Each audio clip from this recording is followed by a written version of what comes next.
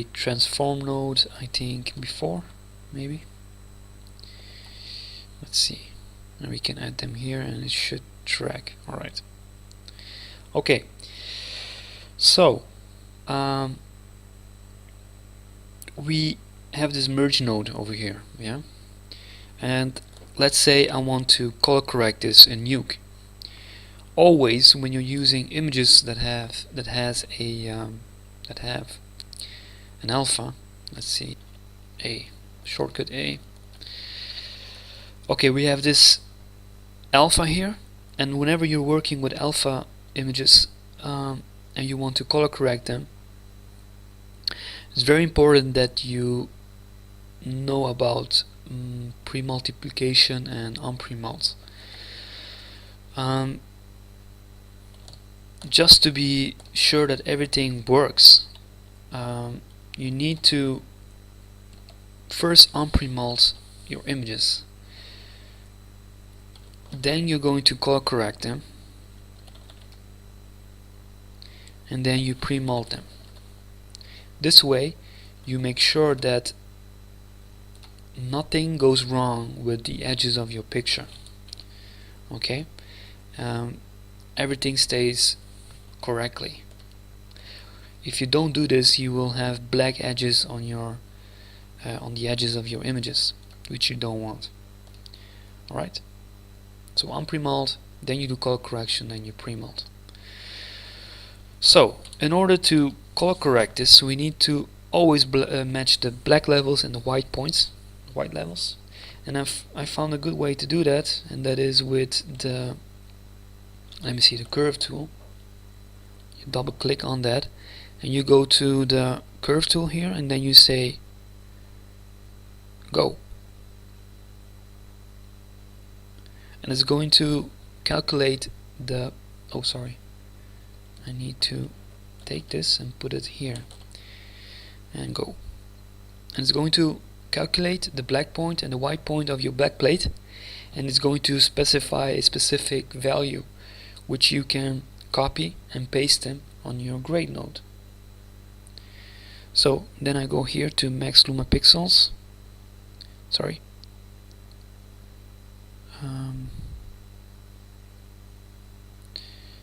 I think I need to change this first to max luma pixels and then go.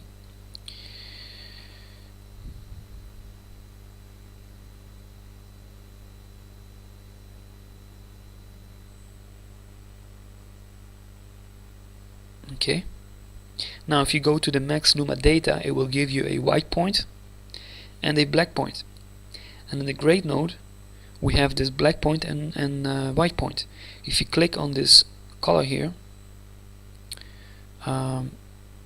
wait, on this number here, 4, you can put some values in here. So back to this one, and I can copy this value and go back to the grade node and just paste them in here. I don't know if there is a faster way to copy these values. Maybe there is. If you know, then please, oh sorry, let me know. Okay, so we have the black point. Let me just check one more time if I did. Okay, and we have the white point, and it's a small difference, but we still need to tweak it. So you do that with the lift. You can start to try to match these black levels with the lift tool. Yeah, I'm going like this, something like that, and we need to add also a color correct node to lower the saturation and the contrast just a little bit. So before and after, you can spend as much as you want here. And what I also like to do is match the blurriness, so I'm going to add a blur node. The blurs, they need to be, I think, after the premult. and you just match them. Alright, something like that. So this was before and this is now.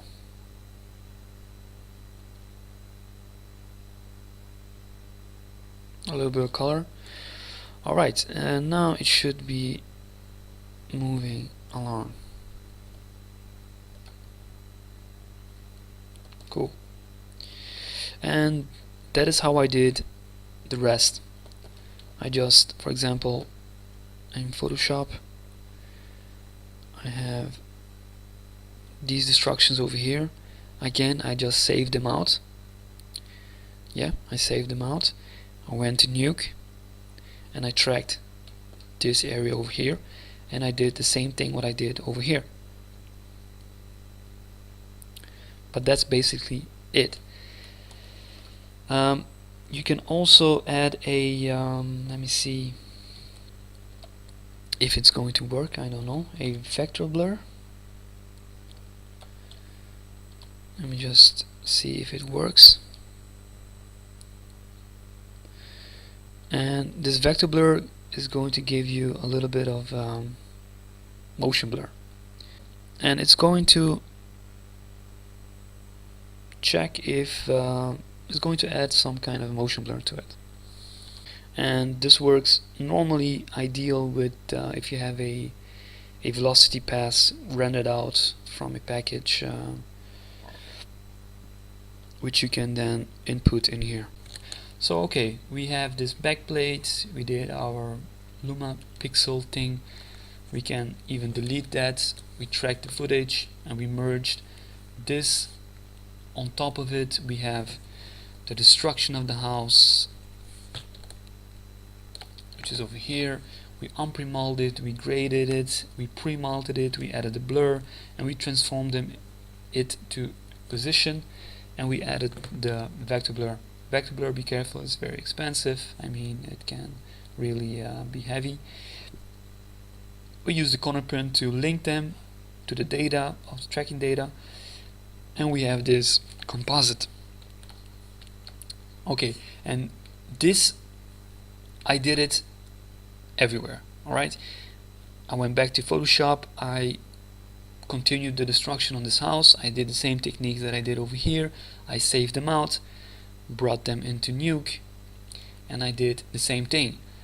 If I want destruction over here, I track this area and I start to connect this stuff again. Now what I also did is started to add some smoke. So let me just clean this up a little bit. Alright, so let me see what I did over here.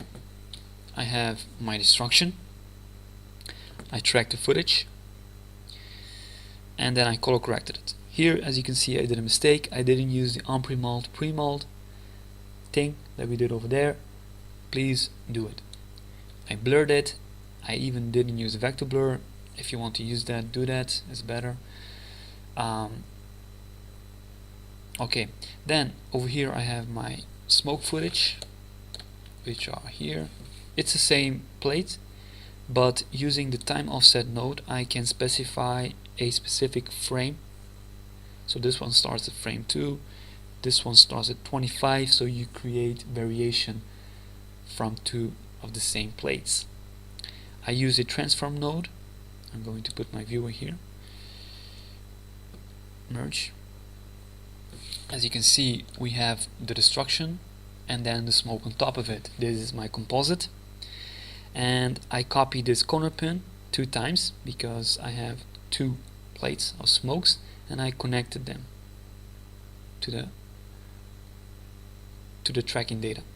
I merge everything on top, and this is my result. I merge the destruction of the house with the smoke on top of my foreground and matte painting, and this is the result. So I did that the same with the background. I added some smoke over here, and I think it's yeah, it's all of this here. Let me just turn it on. I added some smoke over there. Another thing that I did is this gradient over here. That's I combined the gradient with the, remember the Luma key technique that I used? Let me put this on alpha. Remember this fog that I used with the luminance key? Yeah, so I combined that with this gradient over here. So the gradient is just a TIFF file from Photoshop. I created a gradient, I reformatted it to HD, corner pin to link the tracking data, transformed it, made it bigger and rotated it, a little bit of grade, and this is then the composite. I have my fog here with this fog. I added some more fog, yeah, basically, and this is then the composite. If I disable it, enable it, it creates a little bit more depth underneath. It blends a little bit better. Alright, what you also can do is you can add maybe a glow at the end of the matte painting chain, and if I turn that on, let me put the viewer here.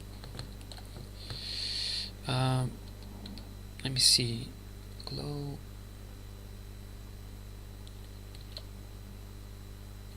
Where's my viewer? It's not connected. Yeah, so I added a glow node with non-linear and effect only, and originally it's like this. I put the size to 1.2, and with the mix slider I can control how much I want, and you can create that how can I say, overexposed area, because the foreground is more balanced. The exposure is set to the front and not to the back. Same thing what happens when you're looking at a window on the inside. Usually the sky is blown out, so you can do that if you want, up to you. Right, so this is it. Then you can start to add some color correction if you want. I don't know what I did here, let me see.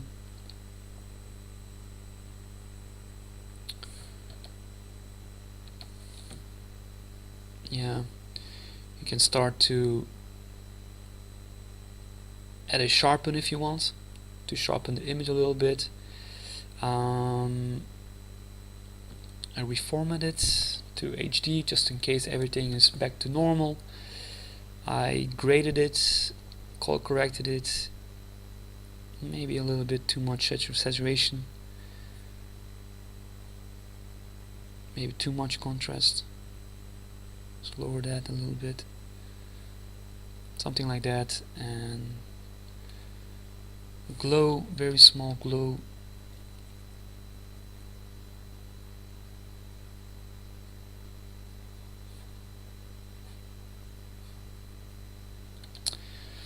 Yeah, what I also did is I added a overlay, and I added this grain footage on top. But I think, yeah, overlay is good. If I zoom in and I turn it off, you can see, should it be multiply? Let me see. Yeah. So I added this grain footage on top, and that's it. Hope you enjoyed it, and I hope you learned something. If you have any questions, just let me know. Bye.